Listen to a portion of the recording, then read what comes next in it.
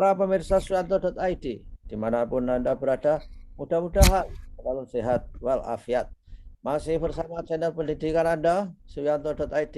Ini sebuah channel yang sengaja untuk dibangun dan diperjuangkan untuk berbagi pengetahuan, ilmu, dan untuk juga rame-rame kita belajar sepanjang hayat.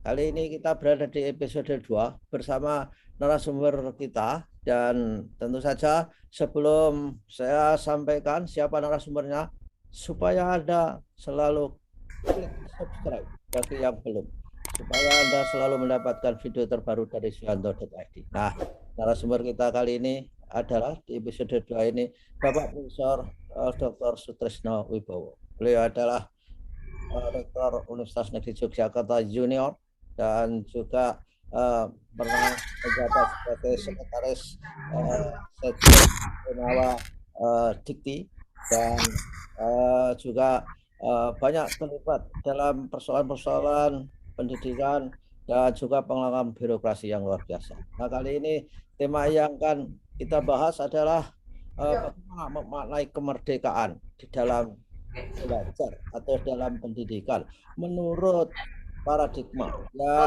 yang disebutkan oleh Ki Hajar Dewantara. Kita sapa dulu narasumber kita. Assalamualaikum warahmatullahi wabarakatuh, Prof. Sutrisno. Waalaikumsalam warahmatullahi wabarakatuh. Bagaimana kabarnya, Prof? Alhamdulillah, saya bisa kembali, dan mudah-mudahan Prof. Sutrisno juga seperti beramai-ramai bersama keluarga. Mudah-mudahan dimudahkan perjalanan. Gimana, Bro? Amin. Terima kasih, Prof. Pagi ini kita akan membahas kemerdekaan pendidikan ya, Prof ya. Ya, gimana konsepnya?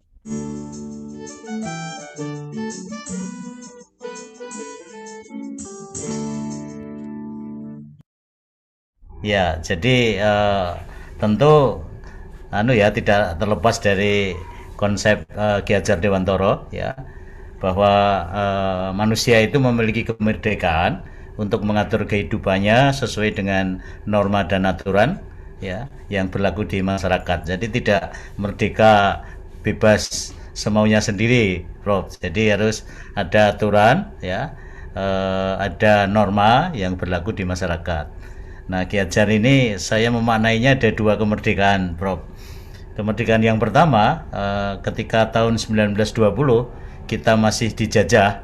Nah, itu Pak Ki Hajar Dewantara itu sangat getol ya, antusias untuk memperjuangkan kemerdekaan pendidikan di bawah penjajahan, sehingga berjuang mulai 820 itu bagaimana 920 ya 1920 itu bagaimana membebaskan dari belenggu penjajahan, dan pendidikan itu harus berdiri di atas nilai-nilai kebangsaan, nilai-nilai budaya Indonesia gitu, Prof.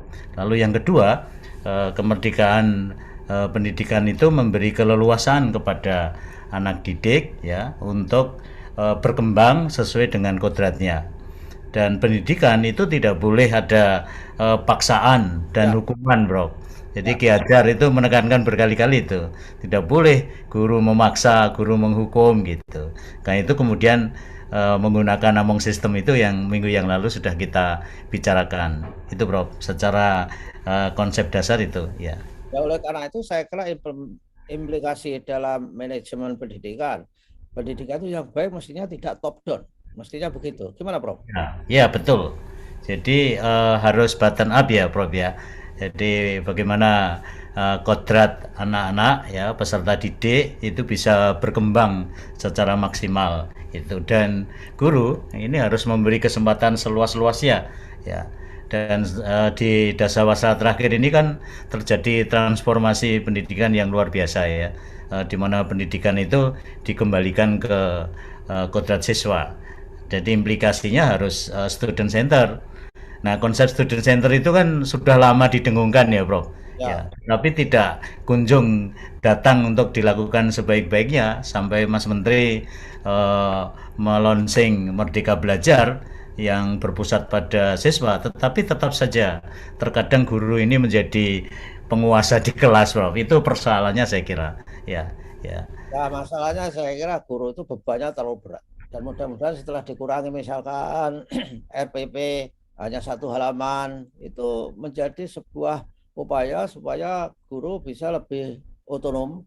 Dan tentu kalau orang yang otonom itu bisa memandang anak didiknya itu sebagaimana adanya, tidak menghakimi, tidak menghukum yang seperti dikatakan itu tadi. Nah, kalau konsepnya Ki Hajar dimulai dari mana itu? Supaya kodrat itu dihargai, budaya dilihat. Dari mana itu, Bro? Ya, kan ya, ada trikon ya, konsep Diajar itu adalah kontinu ya, kemudian konvergen, lalu konsentris. Nah, Oke. kontinu ini kan harus ya, ada kontinuitas masa yang lalu, sekarang, yang akan datang. Nah, masa yang lalu ini kan terkait dengan budaya ya. Budaya Indonesia, budaya nilai-nilai kebangsaan, ya itu harus menjadi landasan juga ya. Jadi sembari memberi kesempatan seluas-luasnya pada siswa, tetapi juga tetap harus berdiri di atas nilai-nilai kebangsaan, Prof. Ya, berarti guru itu memang pekerjaannya kalau betul-betul profesional sangat banyak. Artinya guru itu harus memahami siapa siswanya secara individu, secara psikologis, sosiologis, kultural, dan mungkin latar belakang ekonomi dan sebagainya. Perlu nggak itu diketahui oleh guru, Prof? Ya, saya kira betul, Prof, yang Prof sampaikan. Jadi latar belakang siswa ini harus kita ya, kita perhatikan, dan kita kan juga harus menggunakan need analysis ya, Prof. Jadi kebutuhan-kebutuhan siswa seperti apa gitu. Nah, ya, kita harus menyesuaikan di samping mengetahui perkembangan peserta didik ya, Prof. Ya, Ya, betul. di Ya, ya, ya, jadi di psikologi ini kan teori perkembangan ini juga harus menjadi landasan, sehingga student oriented itu juga berjenjang ya, antara sekolah dasar atau pendidikan dasar, menengah, dan pendidikan tinggi. Nah, itulah yang sistem Among kita bicarakan itu berperan di situ ya. ya. Ya. Ya, dan itulah misalkan guru-guru bimbingan konseling itu harus berperan secara signifikan di dalam memberikan masukan kepada para guru bagaimana memahami kebutuhan siswa.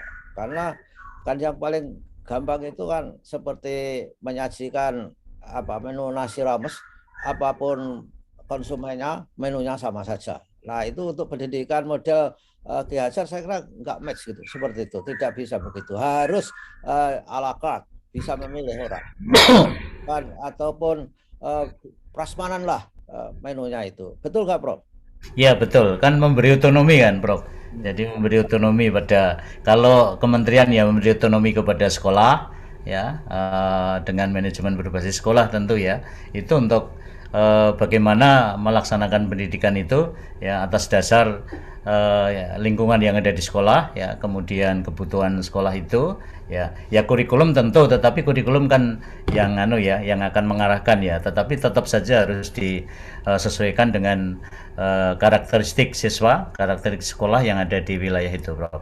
Ya, Ya. ya, dan kita tuh juga mengenal kurikulum tingkat satuan pendidikan. Artinya sekolah yang baik itu harus bisa menerjemahkan kurikulum nasional ke dalam konteks sekolah dan bahkan konteks lokal yang relevan dengan tantangan siswa. Nah, trikon yang berikutnya tadi apa, Prof? Saya sangat Nah, tertarik untuk iya, yang kedua itu konvergen. Jadi konvergen itu kita menggunakan berbagai sumber, Prof. Menggunakan berbagai sumber, jadi kita tidak alergi terhadap sumber-sumber dari barat ya, Prof ya. ya, Ya, jadi semua sumber itu kita gunakan. Jadi harus konvergen gitu. Tetapi yang ketiga itu, yang konsentris itu harus terpusat. Jadi kita boleh belajar dari luar ya, tetapi tetap harus tidak meninggalkan dari nilai-nilai kebangsaan, nilai-nilai kearifan lokal gitu, Prof ya. ya, yang konvergen tadi. Sebetulnya itu dari teori-teori teknologi pendidikan sebagainya itu sudah diadopsi itu, tapi nyatanya itu tidak gampang memang membuat sumber-sumber pembelajaran yang beraneka ragam supaya memperkaya pengetahuan siswa sehingga dia dari situ bisa mengkonstruksi pengetahuan sesuai dengan kemampuan siswa itu sendiri.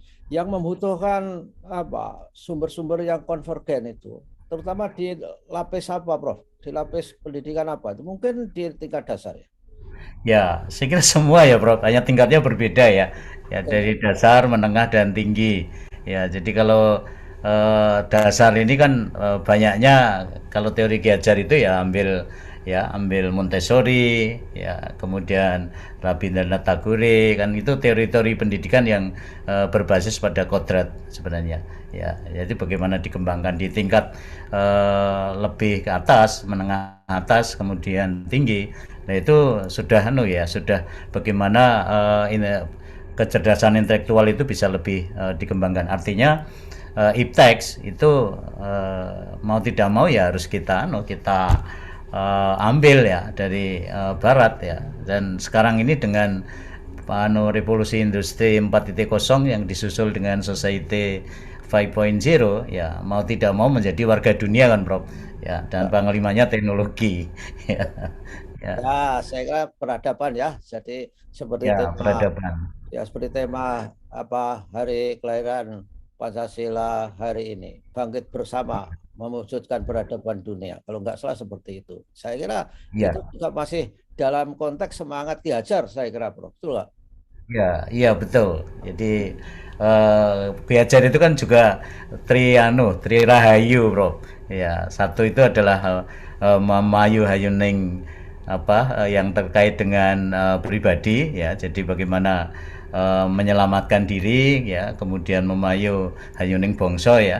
Ya, itu bangsanya. Kemudian yang ketiga itu adalah bawono dunia Oh, ya. dunia. Jadi Wah, menyangkut pribadi ya, kemudian masyarakat, negara ya, lalu dunia. Ya, jadi ini keselamatan yang yang seimbang antara diri pribadi, kemudian bangsa, masyarakat, lalu dunia gitu, Bro. oh, Ya. sangat-sangat berimbang itu sebenarnya. Itu kalau dilaksanakan itu sangat baik dalam konteks pendidikan karakter misalkan saja. Luar biasa itu tadi. Yang Ya. eh, tri apa tadi tri rahayu. Tri rahayu. Jadi hamemayu hayuning sariro, hamemayu hayuning bangsa, lalu hamemayu hayuning bawono. Wah, Ya. luar biasa ya. Ya, ya, Jadi keselamatan ini tema di Pancasila ini peradaban dunia, Prof. ya, Ya. ya, saya kira ya, ya sangat sangat relevan. Ya. Kemudian Ya. yang eh, trikon tadi, Prof, yang Ya. konsentrasi, konsentris yang ketiga. Konsentris. Ya. Mana implementasinya kalau di pendidikan kita? Ya, konsentrisi ini kita kan di konvergen itu kan bisa belajar dari mana saja ya, Prof ya. Ya, Ya, tetapi tidak boleh meninggalkan nilai-nilai budaya bangsa ya, termasuk kearifan lokal di dalamnya. Jadi kita harus memiliki kepribadian bangsa, gitu, Prof ya. oh ya, ya, ya artinya bahwa kita tidak boleh lupa siapa diri kita. Ya, Jangan betul. sampai Betul. misalkan saja dari sisi budaya misalkan saja. Karena Ya. lupa tri yang ketiga tadi, lalu Konsentris. Oh, Triayu atau konsentris? yang trikon, yang Oh, ketiga. ya, ya, ya, konsentris ya. Nah, kan peradaban bangsa itu juga harus dijadikan apa ya jangkar dari sebuah perjalanan pendidikan. Nanti jangan-jangan kita tuh sudah ada gejala-gejala gila-gilaan kepada budaya lain seperti fenomena K-pop itulah kan Ya. luar biasa. Itu saya Ya. kira sekolah, orang tua, masyarakat harus mulai mengingatkan generasi muda kita. Sebab kalau nggak Ya. mengingatkan ya kecanduan juga itu kan Ya. dampaknya nggak baik Prof seperti itu. Betul. Ini kelitih itu saya juga sangat Prof, sangat gimana anak-anak kita itu masih kekerasan di kelitih itu loh Prof. Ini juga berarti ini tidak tidak menjiwai kearifan lokal di mana satu dengan yang lain ini harus memiliki hubungan yang baik ya. Eh, gitu Prof. Sehingga ini Ya, mudah-mudahan di Jogja ini mendapatkan perhatian khusus ya, sehingga kita menjadi aman orang bepergian ya, karena sebagai kota pelajar itu kalau belajar kan bisa di kafe, bisa di ya, mana saja, kemudian pulangnya agak malam kan biasanya lah, kan khawatir pulang ini kalau masih ada seperti itu. Ini saya kira keprihatinan kita Prof ya, ya. ya, saya kira apa implementasi dan menggemakan Tri Rahayu itu penting kepada kelitih-kelitih dan calon-calon kelitih saya kira. Iya, itu Hamayu Ayuning Sariro ya, itu diri kemudian masyarakat bangsa ya. Jadi sehingga menjadi masyarakat yang toto titi tentrem, Bro.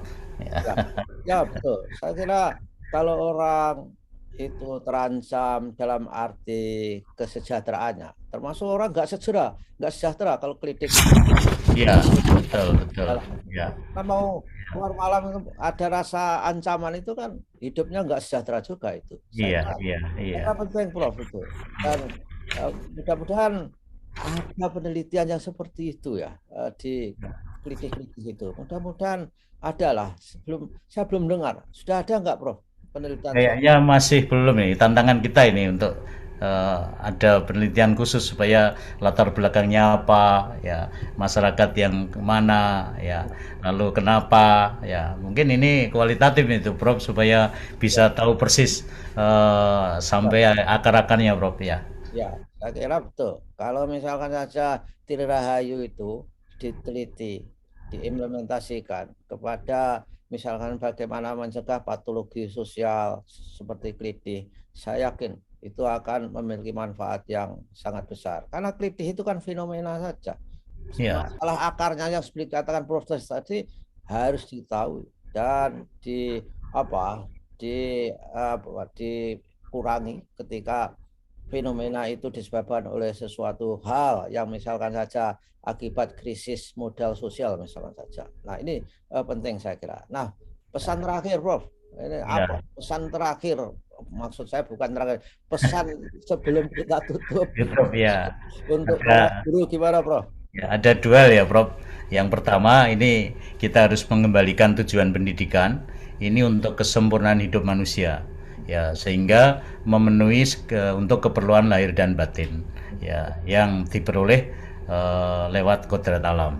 Ya, lalu yang kedua, ya, pesan pada kawan-kawan guru bahwa guru ini kan bagian dari generasi Y dan X ya. Prof, kalau yang guru-guru muda mungkin ya Y, kalau yang seperti sudah 40 ke 50 ke atas ini kan X ya, Ya. dimana teknologinya itu ketinggalan dari anak-anak kita yang masuk pada generasi C atau generasi Z. Nah, kesenjangan itu harus kita atasi, Bro.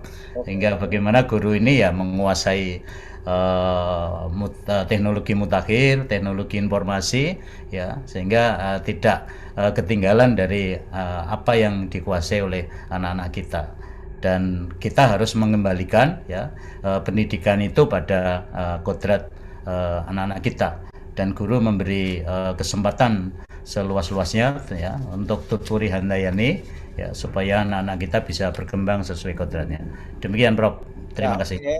Baiklah, Prof. Terima kasih atas inspirasinya dari ajaran-ajaran Ki Hajar Dewantara. Mudah-mudahan masyarakat, guru, keluarga, orang tua terinspirasi sehingga paling tidak bisa mengimplementasikan Trirahayu di lingkungannya masing-masing. Terima kasih Amin. bersamaannya, Prof. Dan Iya, kita ketemu minggu depan lagi. Ya. iya. Oke, Matur nuwun. oke, terima kasih. Assalamualaikum warahmatullahi wabarakatuh. Waalaikumsalam warahmatullahi wabarakatuh.